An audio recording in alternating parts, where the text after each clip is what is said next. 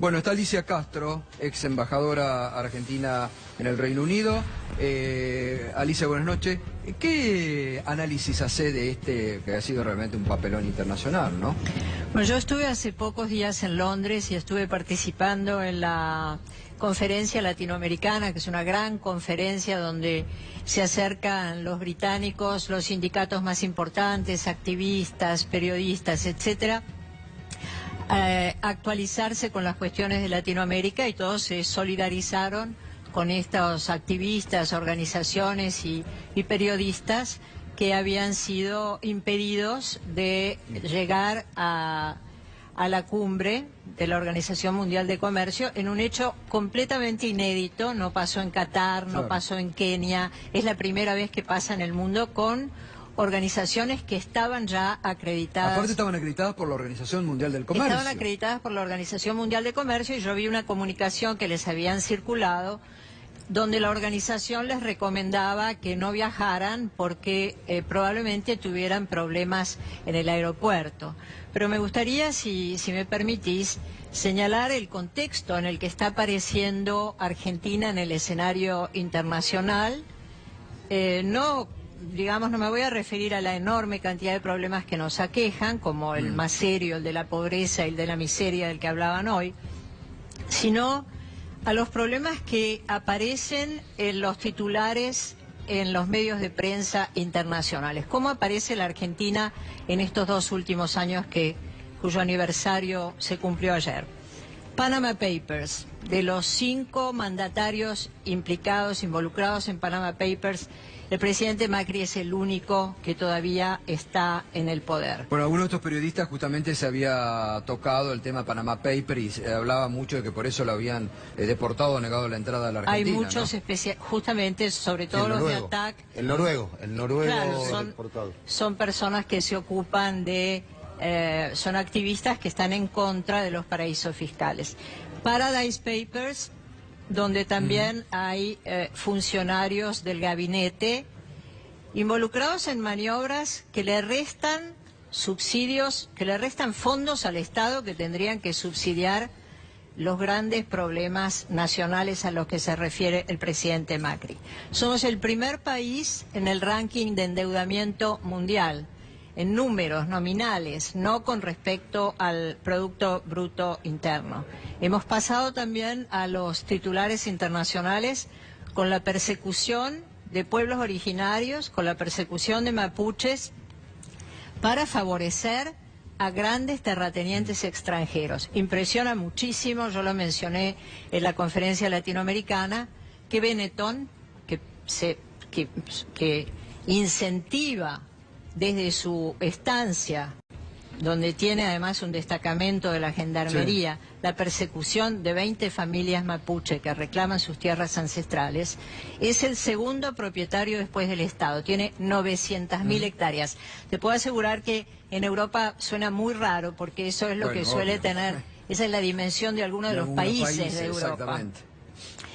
Los presos políticos, la desobediencia de la Argentina a las recomendaciones de las Naciones Unidas, que indicaron claramente que la prisión de Milagro Sala, por ejemplo, es arbitraria e ilegal.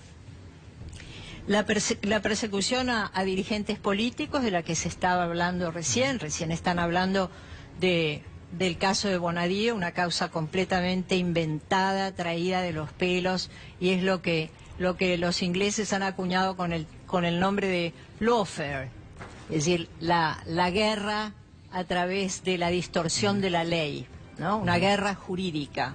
Esa es la guerra que ha emprendido el gobierno argentino contra dirigentes políticos de la oposición. Y finalmente, no me quiero olvidar de la desaparición del submarino, donde el comandante en jefe de las Fuerzas Armadas parece que no tuviera ninguna responsabilidad y además ningún interés. Y finalmente aparecemos en los medios internacionales como el primer país que obstaculiza la llegada de las organizaciones sociales a la cumbre de la OMC. Luis, ¿qué acciones les quedan por hacer? Además, digamos, del pedido casi desesperado que han hecho, que siguen haciendo, que siguen, ¿no?, pidiéndole, veíamos recién tweet incluso al al presidente durante el fin de semana. ¿Qué les queda por hacer?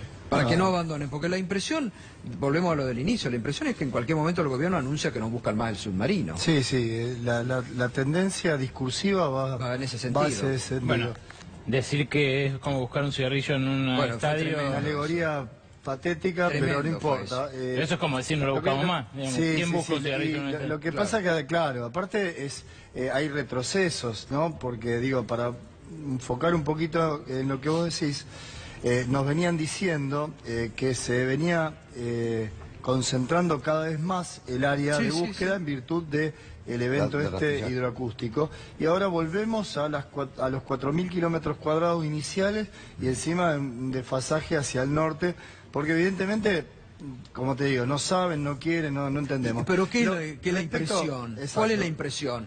¿Le están mintiendo, están ocultando información o no saben dónde está parado, que sería lo peor? Es que esto es una bolsa de gatos, o sea, que nos mintieron, que nos ocultaron y que nos tergiversaron la información, está a la vista. O sea, no es una cuestión de análisis mío, sino que está a la vista.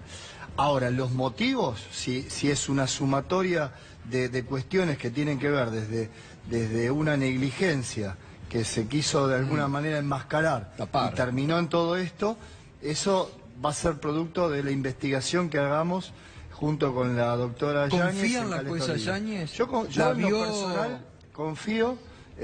Como te digo, yo viajé hasta allá en cuanto pude, cuando empecé a percibir toda esta cosa rara, viajé rápidamente, me recibió, la verdad que comparado yo como abogado penalista, acostumbrado a moverme acá, iba con ciertos recaudos y sinceramente tuvo primero la deferencia en recibirme, de habilitar horario a las 4 de la tarde, de hecho me recibió. Estuvimos hablando más de 2 horas, después obviamente de acreditarme tuve contacto con el expediente y coincidimos plenamente en lo que te decía en un principio, en no descartar ninguna hipótesis, en ir a fondo con todo y resguardar la prueba. Esto tiene que ver con la parte investigativa, que no es lo que nos urge en este momento. ¿Cómo se resguarda la prueba teniendo en cuenta que del otro lado está el Estado, con la capacidad del Estado, ¿no? Claro, y sí, es la gran incógnita, digo.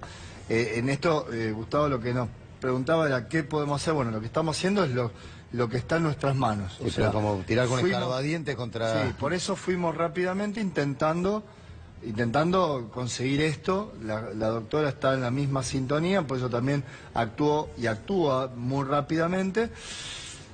Pero bueno, sí, estamos contra todo el poder del Estado en contra y ahí tenemos que ver también todo lo que tenga que ver con las pericias, todo lo que tenga que ver con esta investigación que probablemente trataremos de contar con expertos extranjeros, si es que se puede, y bueno, agotar todos los recursos para saber la verdad en ese aspecto. Pero en paralelo, lo que seguimos abocados es a la búsqueda, ¿sí?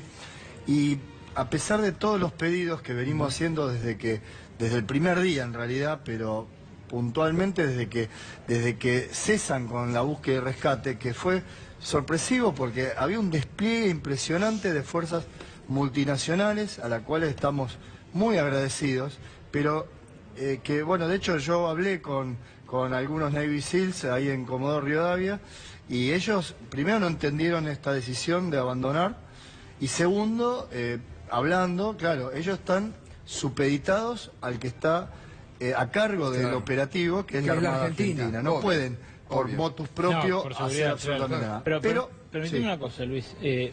Vos decías que la jueza Yáñez te recibió, estuviste 2 horas con ella. ¿Con el fiscal subrogante, con Lucas Colia también? Sí, con Colia también. Porque hay algo ahí que quiero agregarte que es inquietante realmente, que es, nosotros tenemos la información de que la Fiscalía de Caleta Olivia, la subrogante, quiso hacer pública la imputación genérica que hace el pedido de impulso de la investigación, y desde acá, desde Buenos Aires, el reemplazo de la procuradora Gils Carbó, que es Eduardo Casal, envió la orden de que no se hiciera público eso, de que nada se hiciera público de lo que la Fiscalía de Caleta Olivia empezó a actuar con la jueza Sí, Yáñez. en conjunto con la jueza. ¿Algo, ustedes llegaron a establecer algo de eso? ¿O saben, por ejemplo, sabían esto? quiénes son los imputados en la causa? No, acá no, digo, dos cosas. Yo también estuve hablando hora y media con el fiscal, que está en la misma sintonía que la jueza y que nosotros, sí. No, pues fue raro que no saliera fue un nada trabajo publicado conjunto. del Ministerio Público Fiscal. Bueno, hay una la denuncia cuestión- también presentada acá en Buenos Aires contra el Sí, presidente, contra el sí. ministro de Defensa y contra el jefe de Sí, gabinete.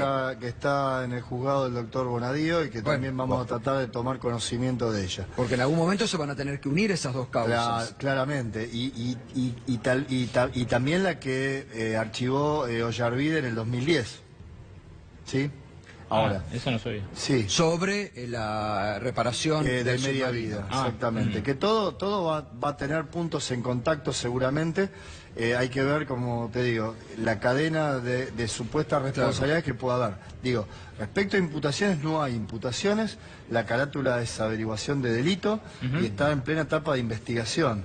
Tampoco no es lo que urge en imputaciones, por lo menos de lo que a mí respecta. Preservar las Acá, pruebas, exactamente. lo central. Por eso, vuelvo al principio. Claro. La cuestión es hacernos de todo el material probatorio para que no sea ni desaparecida ni fraguada.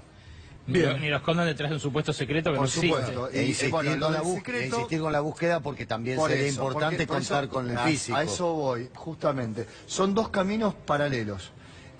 Lo que vos me mencionás, el fiscal no me lo comentó, pero en el momento que yo me reúno personalmente con ellos, seguía vigente el secreto de Estado. Que casualmente, ese mismo día que nosotros presentamos la querella, anuncia el ministro Aguad el levantamiento y al día siguiente lo confirma el jefe de gabinete. Ahora, a partir de ahí se destrabó un poquito este envío de documentación. Volvemos. Importantísimo para nosotros, es lo que nos surge, la búsqueda.